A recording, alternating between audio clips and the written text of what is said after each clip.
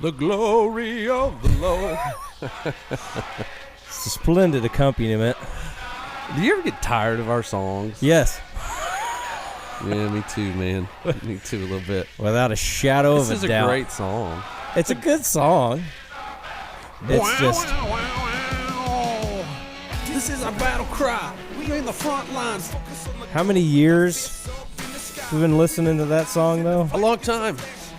A long time.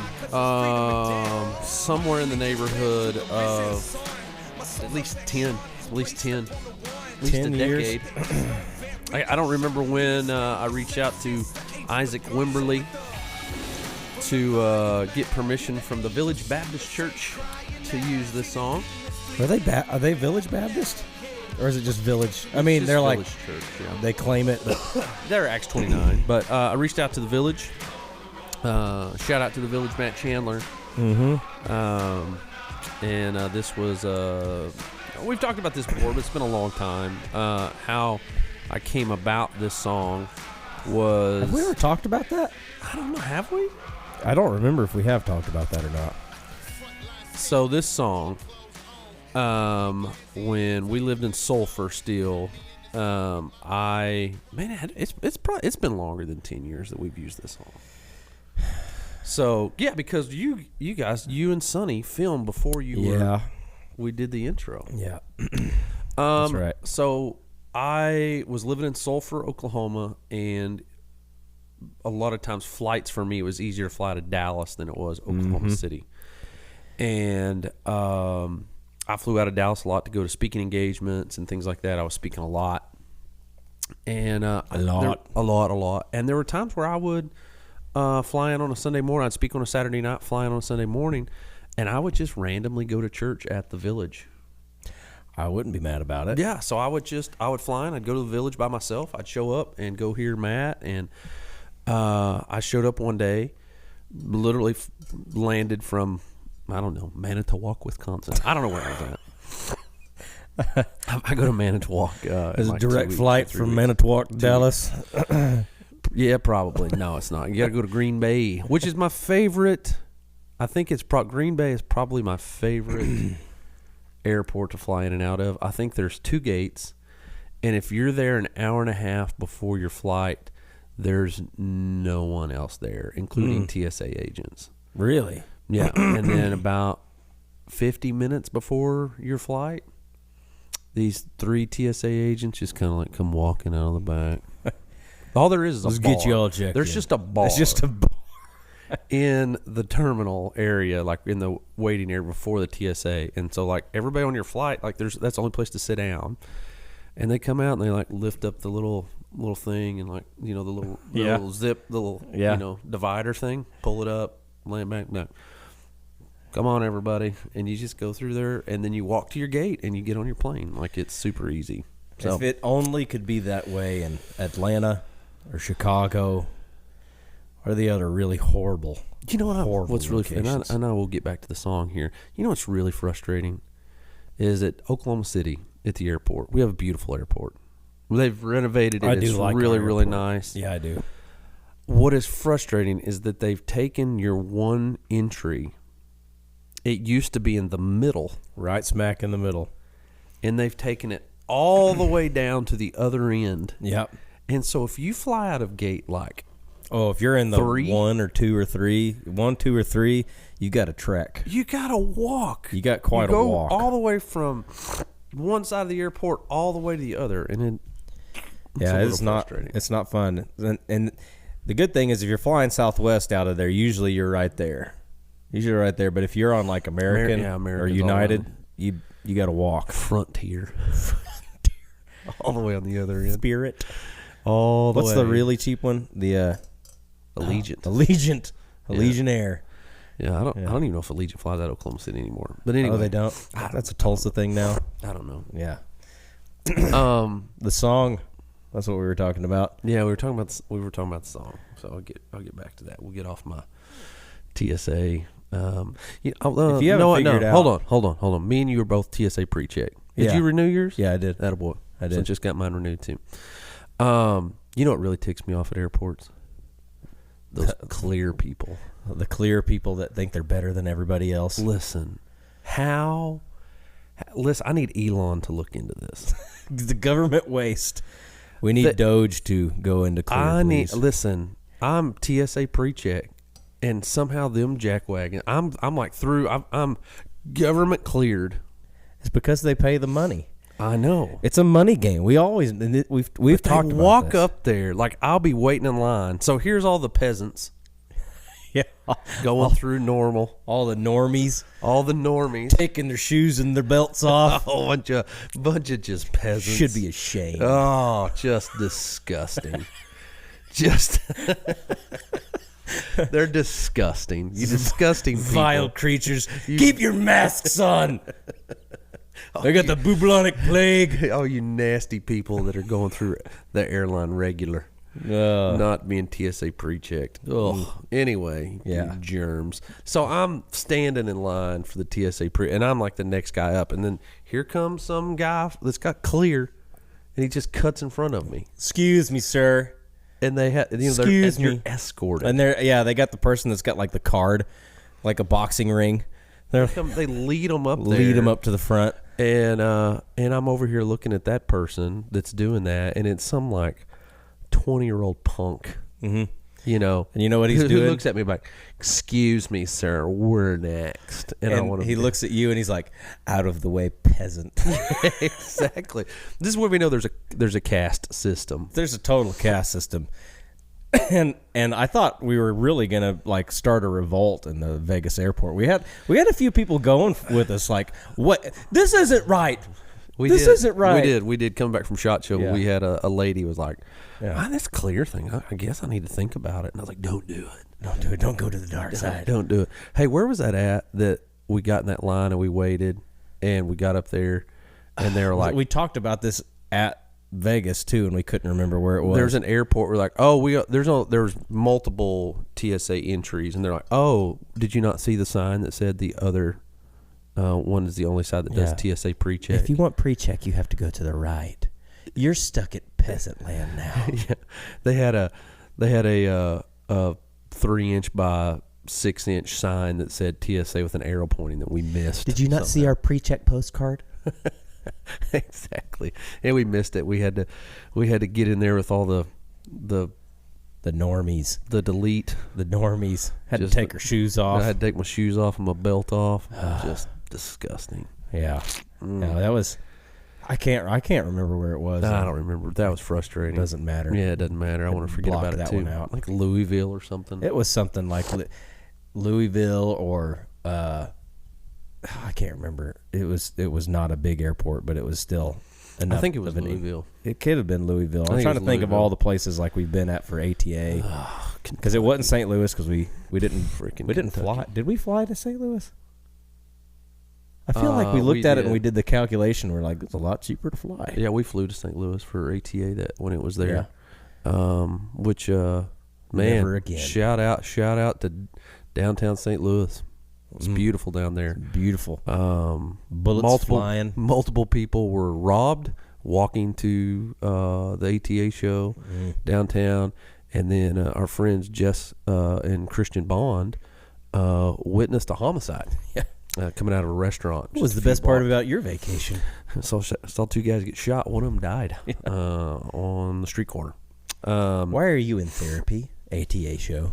Anyway, so the song. So I go to I flew in to Dallas, go to the Village Church, and they're talking about this new album that their staff of all their different branches of their locations had gone together and put together a song, and they played that song, and it just really stuck out to me because I felt like this was kind of our battle cry in a sense. I remember you being really excited because I think that season, that was the one that season 4 was this is the season that it changed because Sonny and I shot the because we intro. had the intro before so it had to have been probably season 3. Mm-hmm. So season 3.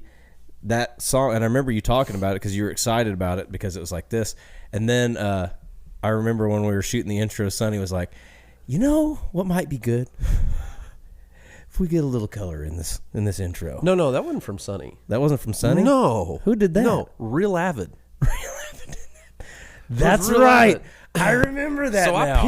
I pitched. So if you are, you can go back and watch. You can get on YouTube and find like season 4 episodes. Really up to just a couple years ago, we used this. Our whole idea was we're taking the light into the darkness. Mm-hmm. We used that. We talked about it. And that's what we felt like the show's about. Like that is what the show is. Yep. It is us taking light into the darkness, using the common ground of the outdoors to share the gospel and do that. And Final Descent, that's been our mission. And so the idea is that here are all these hunters. They're coming to gather around. We had a big bonfire, and they're lighting torches, and then we turn and we walk into the darkness. Mm-hmm. And it was really cool, and I love the idea, really cool. And it fit the song. It's our battle cry and the whole thing. And I remember sitting down with Real Avid, who at the time had Revo Branding. They did branding for companies. Mm-hmm. And I remember sitting down with them in Minneapolis, in Plymouth, right outside of Minneapolis, and pitching it. Here's the vision. Mm. And them being like, love it. Love the song. Love the vision of what you're talking about.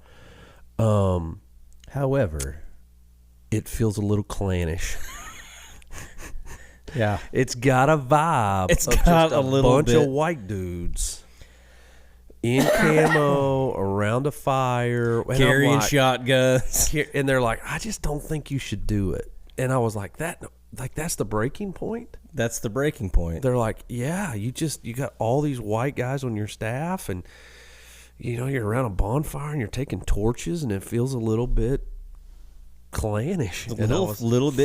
Little bit of the KKK vibes. And so they're just like, happening. we just don't think it's a good move for you. We don't feel like it's not a smart decision. And I'm like, no, because I really felt like the Lord wanted me to do this. And so, but also I don't want to, don't want to be viewed as a Klan member. Not at all, bro. Like, that's not us at all, man. And so I just remember being like, well, what if there's a black guy in it? What if we find a black guy? What if there's a black guy in the intro? And they're like, well, that fixes everything. Well, that solves our problem. I'll never forget, I called my buddy Marcus. Mm-hmm. Marcus played football at Southeastern. I played at East Central, so a little rivalry there. But we became friends, involved in FCA. He came and did a bunch of youth ministry stuff for us. He's a big dude, big muscled up. Dude. Yeah, big old muscled up guy. Anyway, I remember calling Marcus. And Marcus and I was like, hey Marcus, can I ask you a racist question in order to not be racist? And he was like, yeah, what do you got? Go for it. And I said, I need a black guy in the intro of Final Descent Outdoors to not look like it's a Klan membership. And he's like, oh bro, I'm in. I'm going to bring a whole new demographic to the show. And I've actually talked about doing this, and he's asked me to do this, and another guy that a buddy, Ivan Stevenson, has asked me that I played football with in college, be like, hey man, like you need I want you to take us hunting. And I really ought to. I need to. We talked about it multiple times. It'd be so much fun. Well, we talked about hunted. Even like seeing if Tadashi wanted to come hunting before. No, Tadashi does. Yeah, so Tadashi, the Christian rapper, artist, he's on. That's our intro song. Yeah. As a guest on it. And we've talked about doing stuff with Tadashi. I've met Tadashi, spoke with Tadashi, done some events with him. And we've talked about doing, he'd love to. He's like, I want to go up in a helicopter and shoot pigs. And then he's got some, island descendant, and so he was like, man, it'd be fun to put a pig in the ground, roast it, And so we've talked about doing that. We just never got it done. But anyway, that's kind of the story of the song and how we came about. And then randomly in those, you would see, we had a black guy in the intro, and that's why, is because they were afraid that needed to disassociate. Yeah, disassociate that. And then when we reshot it, we used one of my former youth students, Robert Thomas, from Sulphur. Oh, Rob, to be in it, so that we, once again, it didn't come across as that it was a Klan thing. So appreciate those guys doing that for us. And Robert's done some other stuff for us too. Him and his family have modeled for us for some projects that we've done for some camping equipment. Kings River Tent. Yeah. They've done some stuff for us too. So anyway, this weekend, talk about this weekend. I spoke in Mountain Grove, Missouri, at Get Fed Outdoors event. They had it at the YMCA. Big event. I don't know, 500-600 people there. Oh yeah. Great event. Somewhere in the neighborhood, I can't remember what he said, 27 salvations. That's awesome. People got saved. A great turnout, great time. Drove back. I spoke there last Thursday. Came home. And then Saturday, me and my daughter Ava loaded up and we drove to Dripping Springs, Texas, right outside of Austin, Texas. It's quite a jaunt. It was a jaunt. It was quite a jaunt down there. But it was for a very special occasion. Oh, yeah. Our very good friend, Kendall Jones, got married. Got hitched. Somebody finally said, well, I can put up with this work. ADHD, this taquito and pizza roll eating machine, dinner 11 p.m. Yeah. Woman. Yeah. Sleep I'll never anywhere. forget that. Going to her house, you guys want some pizza rolls? Like, Kendall, that might kill us. Yeah. It's almost midnight. But we hadn't eaten. Yeah. We got there early. Yeah. No dinner, no plan for dinner. It was just whatever. And I remember going into her pantry and there was just empty boxes of Pop-Tarts. There was just multiple empty boxes of Pop-Tarts. So Wes, that is Kendall's husband now, good luck. Wish you well. Wish you well on all your endeavors. I hope you cook. Cheers to you, sir. I hope you cook. I hope you are prepared for all those things. Yeah. No, super excited for Kendall and Wes. It was an absolute beautiful wedding, and I sent you a picture from the wedding. You sent me a picture? I did. On like my cell phone? Like you texted me? Yeah, from the wedding. You did? Yes. Oh yeah, I remember that one. You sent me a picture of a groomsman. Yeah. One of the groomsmen. I would have loved to meet him too. Old Joe Thomas. Joe Thomas, Cleveland Brown. Left tackle. Just great. All-American. All-Pro. All-Pro. Yeah. All the things. I don't know if he was an All-American or not. No, He probably was. All-Pro. But he was an All-Pro. Yeah. Cleveland Brown legend. Yeah. Was a groomsman in the wedding. Him and Wes are buddies. I remember when Wes told me that he knew Joe, and I was like, "Pixar, I don't believe." Because if you don't know, Adam is a Cleveland Browns fan. Unfortunately, that's the I don't have no time for that topic. Yes. Yeah. Bad deal. It's a bad deal. But Adam and so Joe Thomas was one of the groomsmen. Yep. He was really easy to point out. Yeah, he's the giant guy. He's big. He's a big dude. He's lost a ton of weight though. Yeah, he's still giant though. I bet he doesn't weigh. I bet he weighs 225 pounds. Yeah, I bet it's probably about right. I bet he does. And him, he's 6'5", probably. I bet he does. I looked at him and totally thought I could take him. Yeah. I could probably whoop him now. So I could probably do it now. I'm just kidding. This is my moment. His reach is great. It was an absolutely beautiful wedding. It was outdoor. I do have a funny story. So my daughter went with me as my date. So Which, by the way, I saw a picture of you and her on Facebook. Mm-hmm. And it's like, it's crazy that Ava has turned into like a woman. Like I saw her and I was like, she is not a little girl anymore. She is a full-blown woman.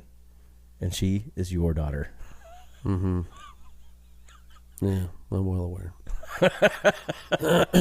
Just thought I would point that out for you. Well aware of the problems. Just to all the boys out there, just know that her Instagram is also on my phone, and so I do see when you slide into her DMs. And he will find you. And I will find you. I will find you. But she was gorgeous. Yeah, my daughter is absolutely beautiful. She looks like her mama. So that's a plus. So she does not have facial hair like me. So she does not look like No, that. she does not. She doesn't look like me. She's beautiful, and she went with me, and it's an outdoor wedding. It was a little bit chilly, and we come in and get there, and we go in and sit down, and like I said, it's beautiful. The flowers. Oh, Just the couple pictures that I saw, it's just incredible. Crazy. Flowers were incredible. It was beautiful. And we're sitting there, and all of a sudden, Ava's like, oh. And I turn around, a bird poops on Ava. I have not heard this. Just full-blown dookies right on the front of her dress. On the dress? Splatters onto her arm. That's unfortunate. Yeah, before the wedding starts. That's unfortunate. Oh, yeah, and it's a full, like, dinner reception, everything. So I'm like, all right, let's go find a bathroom. So we get up, we go inside, and, you know, obviously she washes her arm off. So she got a wet stain on her dress. Not ideal. Not what formal, you're looking for. And this is a black tie event. Yeah. So formal dress. It's not like a, you know, I would say. Not like my wedding. Definitely not like shorts and a t-shirt. Yeah. No, we weren't. I mean, maybe there was probably somebody there. Oh, Teddy. Yeah. Youth kid. Yeah. Hi, Brad. I came to your wedding. Yeah. I mean, maybe there was. But anyway, this was definitely one of the more fancy weddings that I've ever been to, and I would expect nothing less from Kendall. It was, like I said, it was beautiful. Yeah. But I was not in a tux. I was just in a black suit, white shirt, black tie. But I would say that it was 50-50 on guys that were in full tuxes. Yeah. Yeah. Half of them were, half of them weren't. Yeah. And us guys that weren't, we felt like less of a we felt Peasants. I felt like I was going through the regular line at the airport. They were all TSA pre-check. They were all clear. They were all clear. They were all clear. Being escorted. Yeah, bro. They escorted were all clear around. people. Anyway, but the wedding was beautiful. The guy that did, you know, so Kendall, dad passed away right after we met. So when she was 19, I believe her dad passed away, and her mom walked her down the aisle. Oh, that's cool. And it was really cool. Yeah. You know, doing that, and then we go in to the reception, and they have a big outdoor area, and you know, they're serving hors d'oeuvres and walking around, and you know, it's fancy, and Ava's eating it up, you know. Feeling like she's, you know, Disney big princess. Oh yeah. Well, the bad part, I was sitting there and I'm sitting here going, this may have been a mistake. I've created a monster. This precedent is not great. What I have done. Oh, I didn't think about that till just now. Yeah, no, that was a bad idea. Yeah, it kind of was a little bit. And April wasn't able to go with us because we had Josiah was in a tournament, and so we had to, you know, divide and conquer. And obviously, me and Kendall have been close and for a long time. So she's like, you know, obviously you go. And so, but yeah, at the moment I didn't think about it. We got down there and I started seeing all the stuff, and I'm going, I mean, you're going to really have to take her down a notch. You need to find another wedding. Yeah. Take her to that. I'm going to find one in Meade, Oklahoma. It's Steedman Road Baptist Church. We're going to go to one of those. We need to tone it down. Where sleeves are optional, not black ties. And we can go to one of those and say, hey, listen, we need to find middle ground. We need to find a middle ground. But we went in, I sat down, and I knew, talking about my daughter, so we were sitting down with some folks. We sat with people that knew Wes. They're from Houston. They knew Wes and his family. And we were sitting down, and one of the guys graduated from OU as a petroleum engineer. Oh. And then asked, and we were like, oh, yeah, we love OU. And he looks at Ava, and he's like, do you go to OU? And you're like, oh, crap. And I'm like, oh, she goes, no, I don't. I'm still, I haven't graduated. And he's like, oh, what high school do you go to? I'm in middle school. And she goes, I go to Sequoia Middle School. I'm telling you, I saw a picture of her. I went, yeah. She's a full-blown woman. Yeah, so we had to let that guy know, this older gentleman, Ava is in middle school. Yeah. She's not in high school. She is not in high school. Not in college. Nor college. Yeah. And so anyway, it was absolutely beautiful, though. We sat down, visited with them. The cakes were unbelievable. Oh yeah. Did you see the cakes? I didn't see. I just saw the picture online of you. Well, there were multiple via Casey's. Okay, there were multiple pictures on that deal, so you just saw that. Yeah, I just saw that. He had 2 groomsmen cakes. Yeah. One was a giant white-tailed deer, antlers, the whole thing. Really? Unbelievable. It's like, is it that like show that, is it cake show? Yes. No. Unbelievable cake. Yeah. And then the other one is a coyote with a quail in its mouth. Full cake. Really? Full life-size coyote. Unbelievable. That's incredible. That's a whole nother tier of wedding. I've never been to anything like that. No, it was incredible. And then Kendall's had cats on it. The actual like wedding cake had these cats at the bottom. So Kendall used to said she hated cats forever. She would come stay at my house, literally feet away from me here. Yeah. She would come here and she'd be like, "Oh, you got to make sure the cats haven't been on my bed that I'm going to be sleeping on and all this stuff." Like she's anti-cat, big time. And Wes has cats. Wes is he's a cat guy. He likes cats. He likes cats. Yeah. And all of a sudden, Kendall's realized that she likes cats. Yeah, the tune has changed. Yeah, so changed. They got cats. And what's fun is that me and Kendall now on Instagram, she sends me cat Instagram reels. She sends you cats, and I'll send them back to her. Like I'll see it, and like so that's like our conversation on Instagram is usually us sending cat reels to one another. That's where we're at. That's where we're at in life. Yeah, that's where we're at with Kendall because she's become a cat person. But anyway, a lot of folks there. The outdoor industry. Taylor Drury was one of the bridesmaids, and so her dad, Mark Drury, was there. And then Hannah Barron visited with Hannah a little bit. She sat behind us and got to visit with her a little bit, and so yeah, it was a lot of fun though. Good time.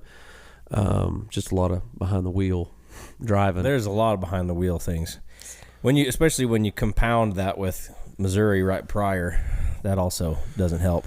Yeah, it's just kind of the season it is. This is for me. This is the busy season. When I'm speaking and my son's playing baseball, which Matthias had his appendix out. I don't know if we talked about that. I don't think we ought to have him on to talk about the old appendix. We should. Sometime soon. We should. We'll have to have Matthias as he's been the most returnable guest. Yeah. Which, by the way, I hope you guys enjoyed our last podcast with Brant Hill. That was out of control. It was out of control, and I just want to reiterate. Every aspect of what we talked about is true, and it's sad. 100% true. It's sad that that's true. I don't know. In 5 days, I experienced all of those things. Yeah. Really, in 10 days, from Brant cussing in front of a preacher to Crawdad asking me to eat grilled cheese and tomato soup at his house to the confessional booth of the guy who robbed convenience stores to, the love triangle of my hunting guide to being guided on public land, wanting to know if I want to illegally harvest deer. That was all within 10 days. All within 10 days. And then if you didn't hear last week's podcast, if that's not a teaser enough for you to go back and listen to Old Rowdy. Oh my gosh, Old Rowdy. What a golden nugget of a! I haven't even looked to see how many downloads it has. But I promise you, it's not justice. It is really like it's up there with One Armed Golfer level. Like it is that good. And the funny thing is, and Meth Maker 3000, and Meth Maker 3000 is one of the good ones as well. Yeah, it's always fun. It's probably not Cliff Dad. Cliff likes. No, Cliff's dad probably doesn't like it. He's probably not going to enjoy it. He's going to turn this crap off. Yeah, this is stupid. Turn it off. So Cliff, don't listen to that one with your dad. Yeah.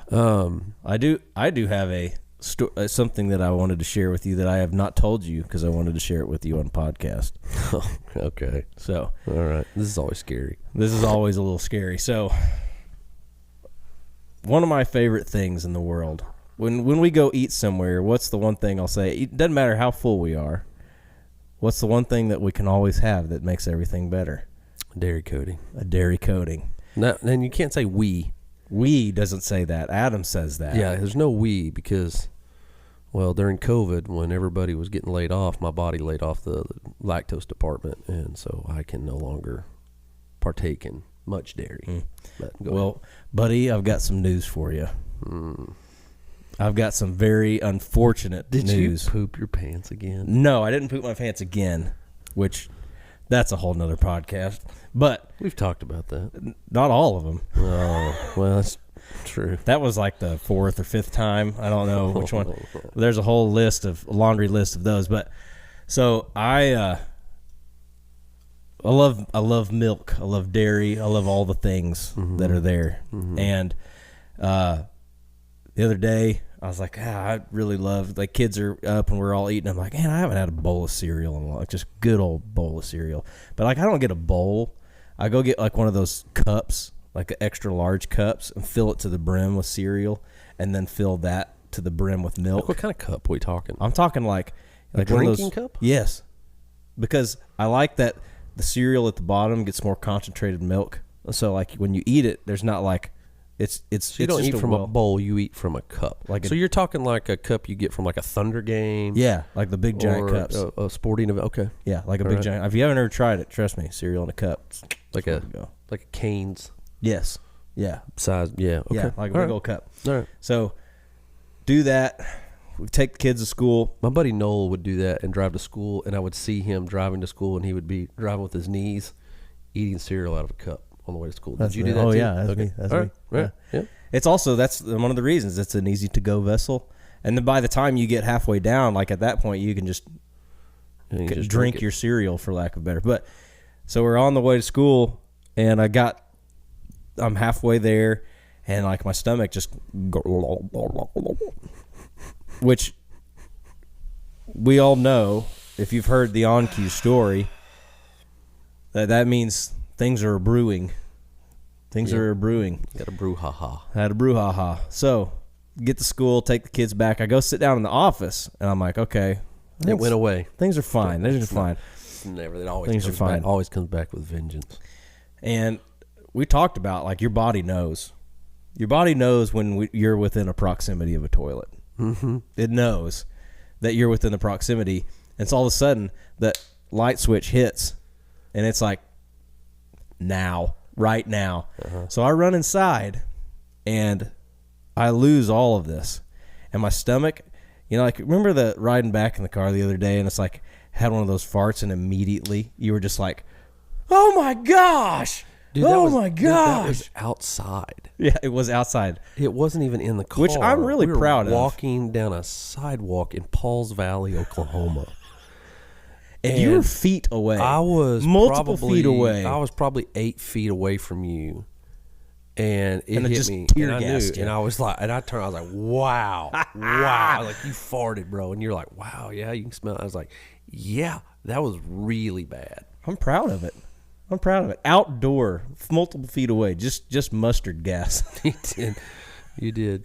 But it was bad. So it's really bad gas, all that stuff. And when I went, the one thing that it brought to my mind, was the McCafe cup story. Oh, because of your vivid explanation of the consistency of said contents. Have we talked about that before? I don't know if we've ever talked about McCafe cup before, but I feel like at this point we should get into it just so that people can have a full understanding and grasp of it. So let me start it off for you. You are in Wyoming. Yeah, I'm in Wyoming on a speed goat hunt. I'm hunting antelope with AA Outfitters, my buddy Trey. A lot of these stories have Trey in them. Yeah, Trey was a part of that. I got to sleep in my own bed. I didn't have to sleep with Brant. Did I sleep with Brant? Yeah. So I'm hunting early season, so it's like August. And if you've ever archery hunted for antelope, one of the traditional ways that's done is hunting over a water hole. Mm-hmm. And it gets hot. It gets real hot. You sit in a ground blind. It's near 100 degrees over a water hole, and eventually the antelope get thirsty and are going to come and drink from your water hole. You kind of feel like Ace Ventura in the Rhino. 100%. I have literally sat in there, I sat in my underwear. I've taken my shoes off, my pants off. Just sitting in my underwear and a t-shirt. And literally had an ice chest, and I remember putting my socks in the ice chest and then using my socks to wrap around my neck because it was like 102. And then in that blind, it was so hot, and I've been there, like I get in there before daylight, and it's now like 3 o'clock in the afternoon, and I haven't moved. And I'm just, it's real ducky. Real ducky, buddy. Their shower's so good. And the other problem is this Trey has a ton of land, and some land's close to the lodge, and then some of it's not. And like there's one of the ranches that I've hunted with Trey that it was a 45-minute drive once I pulled onto the ranch. That's a lot. I mean, it was like 210,000 acres. And so where I hunted on that ranch, it took me 45 minutes to get there after driving 45 minutes to get to the ranch. So it was an hour and a half drive altogether, and 45 minutes of it was on a 2-track. You're deep in the bowels of this ranch. I'm in this ranch, way back in there. So I had to drive. I was right outside Gillette is where I was hunting at, and been hot. And I think by day 5, it was my last day of hunting, I have not had an antelope within 300 yards of me. They have not drank at this watering hole. And Trey's like, man, I'm telling you, it's been hot. That's been hot. I'm the only guy in camp hadn't killed one. Yeah. And so I'm getting a little frustrated, man. I'm kind of like, man, I think I'm in gar hold all week. And so I'll be honest with you, I'm frustrated a little bit, not so much with Trey, just with the situation. Like, I'm just like, this hasn't worked. This has been frustrating. But it always can help make your situation. Well, yeah. So I've been getting in there super early every day and sitting till dark. I sat literally for 12, 14 hours. Yeah, 12, 14 hours. And I've done this for 4 days straight. Oh, yeah. And then I'm driving an hour and a half back to the lodge, eating dinner, going to bed, and still only getting repeat. And still only getting 5.5 hours of sleep every night. And I'm by myself. I'm self-filming, so I don't have anybody filming with me. I'm by myself, and it's brutal. It's brutal.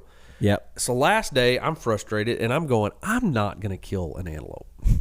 It's just not going to happen. Like, dude, I haven't seen one get close to me. This is not happening. So I'm driving, and I drive by this McDonald's. Because a biscuit always makes it better. Gotta get that biscuit. I've driven by this McDonald's every day right outside Gillette, and I was just like, and I'm like, you know what? Screw it. Come get a bicky. I'm pulling in there, and I'm gonna order me a biscuit. We're gonna get a sausage egg. I got a sausage and egg. A sausage egg, and they put cheese on it. And got me a hash brown, and I got the biggest orange juice they would make. Yeah. So they put it in the McCafe cup. Oh, yeah. Big old OG.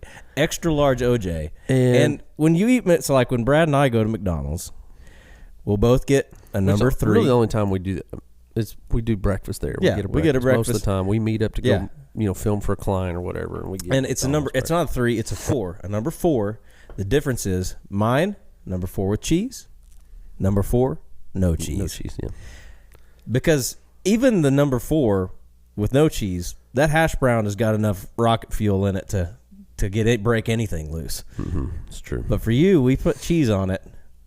Yeah, it's trouble. So lets it fly. So I go and I order me up my biscuit, and I'm like, I'm just going to carry it in with me with my stuff, and I'm going to go into the blind. I'm going to eat my biscuit sitting in the blind, and I get there and the sun's up. Like, it's the first time I've gotten there and the sun's up. All hope has been abandoned. Yeah, I'm just like, screw this, dude. Like, and I even made it. I was like, dude, I'm leaving like at 2 o'clock. Like, I'm out. I'm gonna go back. I'd already packed all my stuff up, and I was like, I'm gonna go back. I'm gonna throw all my stuff, and I'm leaving, and I'm gonna drive. Like, I'm gonna try to get to, York, Nebraska tonight, and stay the night, and get home earlier because I miss my kids, and my family, and everybody. Anyway, I'm ready to get home. And walk in, and I actually see a goat, up on the horizon. I see he's a male, and he's walking away from me. Yeah. And I'm like, well, whatever. It's good to see one. Good to remember what they look biscuit like. Bag out. Yeah, know what they look like, And I get in, I sit down, and I eat my biscuit. I eat my hash brown. Was it a good one? It was great. It was excellent. Sometimes you can get an off Mickey D's moment. Yeah, no, this was spot on. They were spot on. It was good. And I'm sitting there, drink my orange juice, and it's about 11 a.m. at this point. 100%. My gut just said, my gut goes, It's a demon. Hello, Brad. It's a demon. It's a demon in there, and this is your colon speaking. You ate cheese, and we're gonna suffer. And now it's time to fight. And so I'm like, you know what? I've got a bunch of napkins, and I'm like, I'll just get out, and I'm sitting over this pond, and I'm up on a little bit of a rise down, so the water is probably 10 yards in front of me. Across the pond's like 35 yards. And so, but it has an arm on it, the pond does, and it's a big drop down into kind of a gully. And I was like, I can walk around the edge of that gully right there, squat down, handle my business. Handle my bicky. Handle my biscuit business. Handle my bicky. And then use the napkins, handle my business, and walk back and get in the blind. No harm, no foul. No harm, no foul. And I'm like, I ain't seen an antelope in 4 days. It ain't going to be no big deal. It'll be fine. No big deal. No big deal. And something told me, look out the back of the blind before you just walk out of it. Yeah. Just look out of it. I've looked out that window 300 times in the last 4 days. Yeah. And Holy Spirit. I just leaned back, pulled the little corner of the window of the blind. Little flap. 60 yards behind me is a shooter. He's just coming. And he's just standing there. He's got like 5 does with him, and he's standing there like 60 yards from me. And I'm like, oh. That speed goes coming. Well, honestly, it kind of made me forget that I had to poop. Yeah. That I had something going on in my gut. And so I sit there for a minute, and I'm like focusing on him, and he just stands there. And he just stands there. And this is the thing about antelope, man. Like their vision's so good, and so they just froze, and they stood there. Probably 10 minutes goes by, and my gut goes.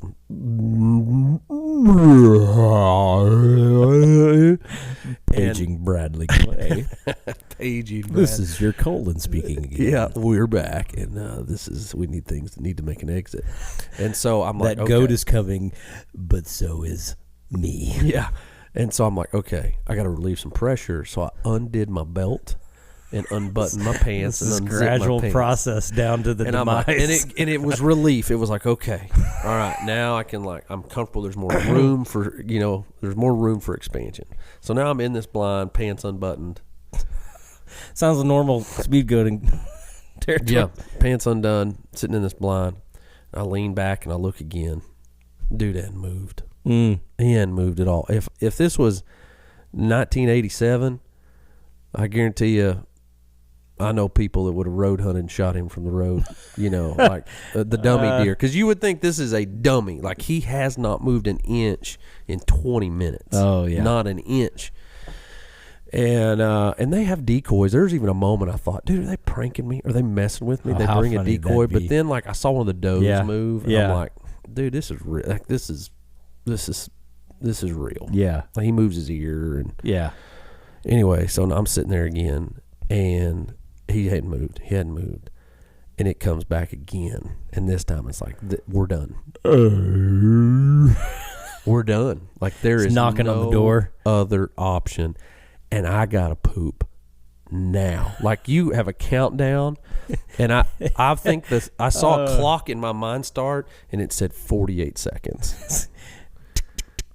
I got 48 seconds to make a decision about what's going to happen. It's either going to go in your pants. I'm either crapping my pants, or I gotta throw an audible, and I don't know. I can't believe we're telling this story. I can. Welcome to the Final Descent Outdoors podcast. I made the executive decision. Just say we're glad you got a large orange juice. To crap into the McCafe cup. Oh, I'm so proud. I forgot about this story. I can't believe we're talking about this. I'm so proud. What's funny is that I have a brown paper sack that is a much larger sack. Yeah, there's the McCafe options. cup. There's options, but for whatever, in the heat of the moment, 48-second countdown, I know I got to do something, so I maneuver myself. And let me tell you, with precision, aim, a precision aim. I hit that cup, bro, and it was perfect. Brimmed it up.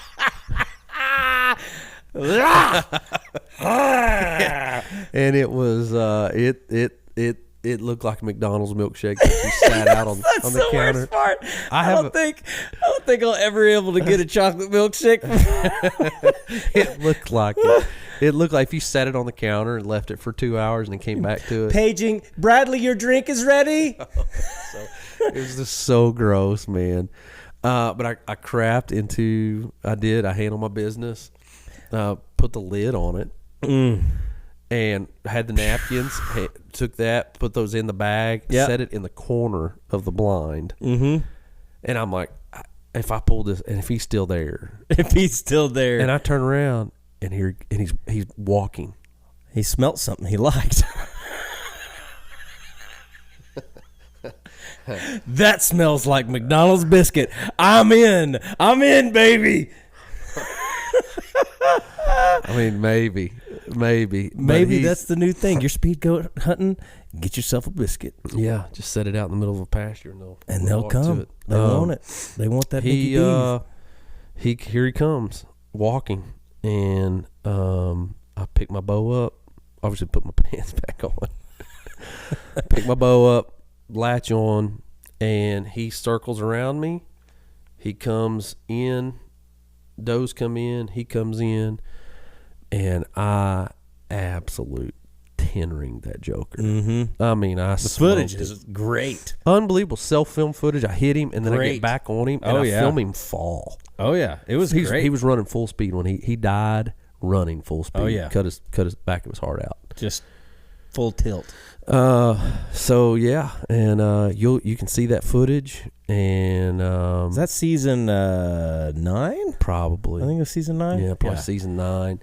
And what's also funny about that, our bow partner at the time, it was a disaster.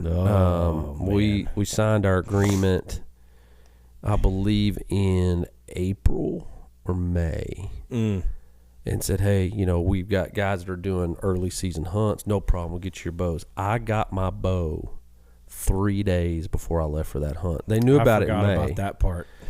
I forgot about that and part. So I got it, went to Choctaw Archery, got my bow set up. You were shooting it for the first time up there, right? I shot it and got it. I got it sighted to 30 yards here. Yeah, that's right. But I hadn't shot 30 arrows through it before I left to go on the hunt. And then, you're not real motivated to continue to shoot when you're not seeing any antelope every day. And I didn't have time because I left in the dark and I got home in the dark. So I didn't have time to really shoot much while I was up there. I did a little bit. But I did 10-ring that sucker at, 30 yards. He was, 30, I think he was 34 yards or something like that. Made a great shot on him. And anyway, so. Yeah. Great. It was a great hunt that was almost ruined. That's almost ruined. I'm glad we took time along with your pants. I'm glad we took time to talk about that. Yeah. Well, I mean, it leads in because I remember the thing that made me think I might have some kind of a lactose intolerance now. Because it was around. Because this started back to you're having your problem. Yeah. Okay. It was around. It was around this time in your life, around 40, where your body fired the lactose department. It did. I would say that I had some discomfort if I drank a glass of milk. Yeah. It'd be like, oh, my stomach kind of hurt. But it wasn't like nothing bad. Nothing bad, yeah. No, now. That's where I'm at, though. That's where I'm at now, is like it's nothing bad, but you better not be in the room with me for a while. I mean, we're the only, creature that continues to drink milk as an adult age, on purpose. Yeah. But it's because it's delicious. But here's the deal. So to finish your so what happened? So what happened is, it pretty much what you did in the McCafe cup happened. And it was the word that you described the McCafe cup with, and I'm sorry if you have a weak stomach in this podcast, but the word he used was frothy. Oh, God. Yeah. And so when it happened to me, I went, holy crap. We're in the process of laying off the lactose department. Yeah, your body's laying it off. You may be in trouble, bud. Well, here's the only saving grace. The only saving grace. I don't know if you can use the word grace. Grace. The only benefit. There you go. Don't cheapen it. Don't cheapen grace. Don't cheapen the grace. Story. The only benefit is that I can still drink a big old glass of Brahms milk, and I'm totally fine. Okay. And I think that's just because of that whole A2 milk protein thing or whatever. We'll see how long For it the people lasts. that are listening that haven't ever had Brahms. We're sorry for Yeah, man. Like, listen, I'll be people back. Oh, I've been to Culver's. No, bro. No. I'm sorry. No, there's a difference. Culver's and Brahms or really anything. Brahms Ice Cream and Dairy Store. It's in your neighborhood. Wake up. Remember that? It's one of the most beautiful jingles of all time. Yeah, it's a good one. Not as good as the B.C. Clark anniversary. No, that sale. one's. Can you sing the whole thing? Most sales are after Christmas, but ours is just before. Everything is marked way down with savings you can't ignore at Oklahoma's oldest jeweler since 1892. So give the gift you know can't fail from B.C. Clark's anniversary sale. Good job. Yeah, Good that was job. a freebie. That was. Give me a shout out. I'll take some. So if one of the 7 of you needs some jewelry, you tell them that Finalists Outdoors. Yeah, you send it to them. Maybe they'll hook me up with a diamond-plated grill. I'll wear it on the FDO. They put 3 front teeth in it instead. Yeah. Well, we did kind of touch on this too. But speaking of body parts failing, my son Matthias, my oldest son, it's been almost 5 weeks ago now. Yeah. Flu season obviously going on. He started throwing up and running a fever after church, and so it's just like, oh, you got the flu, bud. Sucks, man. And 3 days later, he's still not well, still not feeling good. And I remember him coming in. I was in here in my office, and he's like, man, my side's sore. And I was like, well, you've thrown up 30 times. I bet your side is sore, man. And he's like, yeah, maybe so. Anyway, finally, my wife takes him to the doctor, and he goes to the doctor, and they said, he tests negative for the flu, tests negative for COVID, tests negative for everything. Lays him back on the table, pushes on his right side, and he just winces in pain. And they're like, you got to take him to the emergency room right now. Yeah. And so my buddy Tim Vavrica is a surgeon. We know Tim well. And I call him, and I was like, hey, man, here's what they said. And he's like, I'm on call at Community Hospital on the south side of Oklahoma City tonight. He said, take him there. So I took him down there. They were ready for us. We came in. Nice. Got him hooked up, CAT scan, and before he's even back from doing the scan, Tim calls me and said, yep, it's time. We got to take it. Appendix time. We got to take it. And so he had an emergency surgery, took his appendix out, and super fun. Fun times. But it was right before baseball, so he missed a couple games. But Monday, he got cleared Monday. Yeah. Got the note. He has not seen a live arm. He has not swung full speed. He hadn't even ran full speed. Yeah. And Monday he gets cleared and starts in center field, goes 1 for 3 as an RBI. Hit the ball hard every time. Yeah. Grounded out to the shortstop, hit a one-hopper to the second baseman who knocked it down and was able to get him at first on a pretty close play. But and then hit a line drive to right center for an RBI. And anyway, they got the win. The team did. They're 3-0, so super excited for Matthias. But that's a scary deal, man. As a parent, you're like, God, here he is. I made him suffer through. You're fine. Take a salt tablet. Yeah, it was crazy. So, but it's changed. When I was at school as a kid, you go to the pool and you knew every kid that had their appendix out because they had a scar on their side. Big old scar. Yeah, they go through the belly button. That makes my hamstrings hurt. Does it? Would you rather be cut open? I don't know. There's just something about going through my belly button that just. You've seen Spaceballs too many times. Hello, my darling. Hello. Yeah. I'm a ragged up girl. Yeah. That little creature comes out. Little alien comes out. Yeah. Is that what it is? Yeah. Know what bothers you? Belly button. I don't know why. Belly button. I don't like it. Don't like it at all. Yeah. No, it's not good. I think, as we kind of get to the end of this podcast, thinking about the fact that things fail. our bodies fail, or they're going to let us down, as we have shared today. My wonderful story that I'm so glad I got to share with y'all. And but we're just going to have things that are going to fail. And it comes back to, what do we put our faith in? Yeah. I was just talking with a guy at church the other day about just how fragile we are. And we act like we're invincible, like nothing can touch us. Yeah. But it's like, how many times can you think of that you were just on the knife's edge? Bro, I sneezed and threw my back out and was down for 3 days. And that is true, bro. I know. That is true. I sneezed and I threw my back out. I mean, when you talk about being fragile, we were lifting weights. I got a weight set in here. I was helping my son. I took a 45-pound weight off. Nothing. Right? Off the bar. Leaned down to set it on the ground. Couldn't stand back up straight. That hurt my back. That lasted for weeks. Weeks. Bro, I had to pee in a cup off the side of my bed because I couldn't walk to the bathroom. There's a theme with cups. Hey, listen. Pooping in cups, peeing in cups. Listen. You talk about being fragile. Yeah. I mean, that made me realize just exactly how fragile we are. What's crazy is he said the miracle is that you are alive. Like the odds say that you should be dead.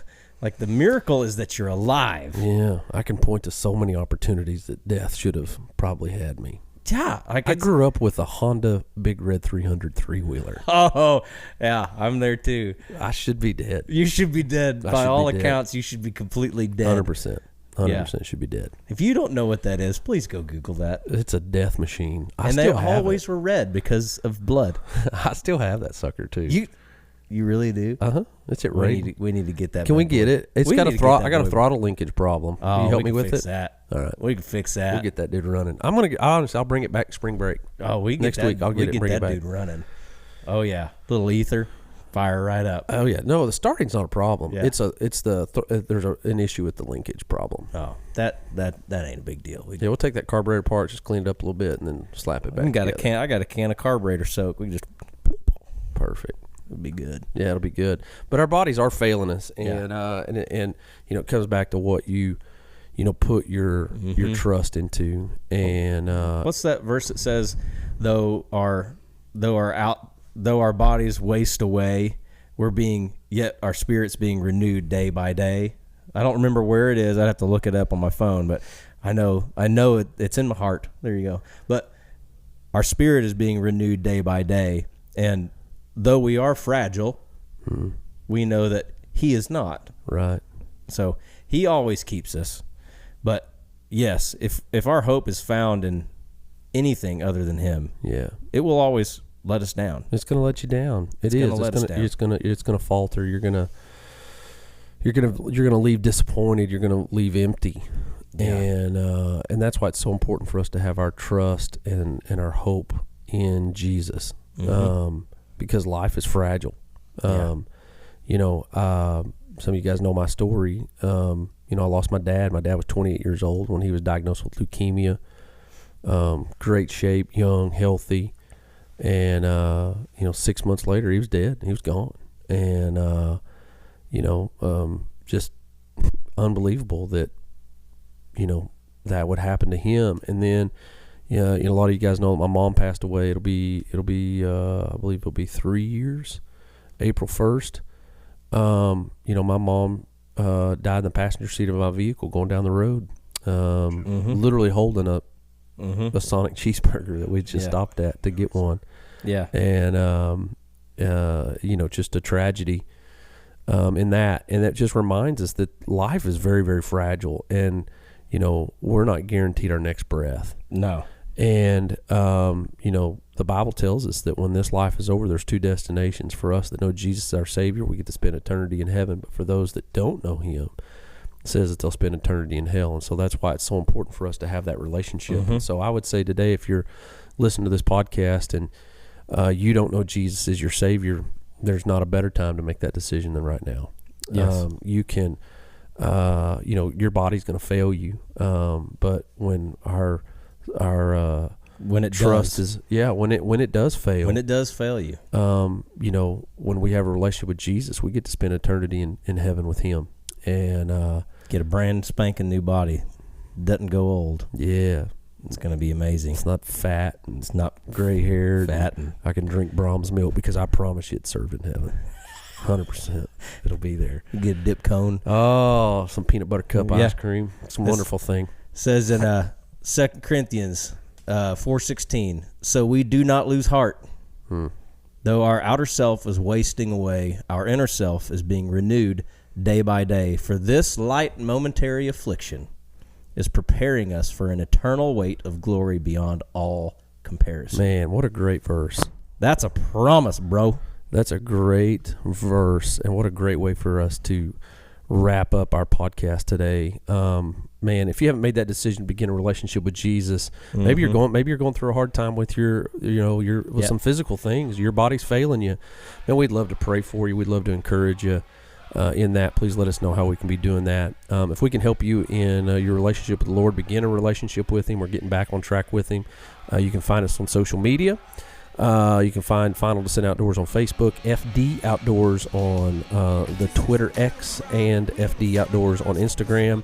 And also right here on YouTube, if you're watching us, send us a message or send us a link, or go to one of the links in the bio. Comment down below. Yeah, or go to our website, finaldescentoutdoors.com. Send us an email.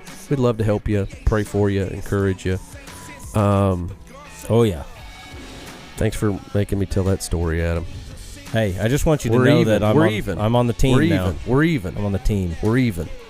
Did I eat a bowl of cereal the next day just to test the theory? Yes. Yes, I did. Did it hurt?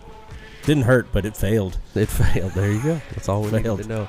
Guys, thank y'all so much. Make sure you give Adam a go see the YouTube videos we made about a year ago. Haven't made one in a while, huh? Actually got one coming out. Oh, really? The hand pump installation. Oh, okay. So you want to see us install a hand pump out at the farm. It's actually pretty cool. That's really, really cool, actually. But that'll be coming out sometime here. There you go. There you go. Yeah. Thanks, guys, for tuning in. God bless you. And we did 3 in a row, just wanting this to be known. We did it. We did it. We did it. We did it. So we press for holiness and only rest eternally. But for now,